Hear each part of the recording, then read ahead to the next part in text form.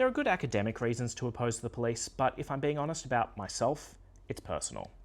When I was a student at Sydney University, so more than a decade ago, I was involved in a strike. The staff were on strike and there was a hard picket at City Road. So that meant we were not letting scab vehicles come into the campus to break the strike.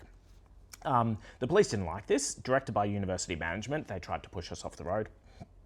And I was at the end of the line, so I was basically surrounded by police.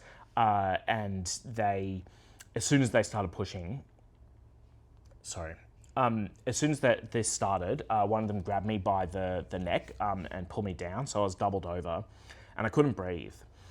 And this meant that I was really worried that no one could see my face. You know, if I passed out, because the cop had a really strong grip on my throat, then people might not notice. I could die. And, you know, looking back now, objectively, I think it's very unlikely that I would die in that scenario, but trauma doesn't look at objectivity, it's how you feel at the time. And for whatever reason, this really lodged itself in my brain. So I basically couldn't leave the house for weeks after that. Had ongoing issues with flashbacks and things and my mood, but I've had lots of therapy and now it's mostly fine. You know, I've certainly had lots of exposure to the police since through activism, through running anticop, previously sniff off. So got no problems dealing with the police now, but I do still get nightmares. I do startle very easily, but that's okay.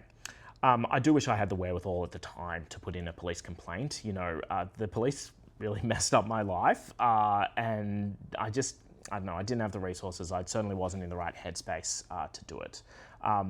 So now, hopefully, I can connect people to people that can help in that situation. It's always worth standing up for yourself, and it's hard to make police complaints, but it is worth trying.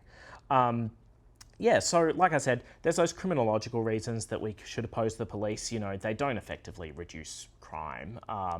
You're more going to get more bang for your buck if you put that money into housing, education, healthcare. And there's the broader political reasons to oppose the police. You know, they are set up to enforce capitalism, colonialism. But let's be honest, a lot of people don't make decisions based on facts and figures.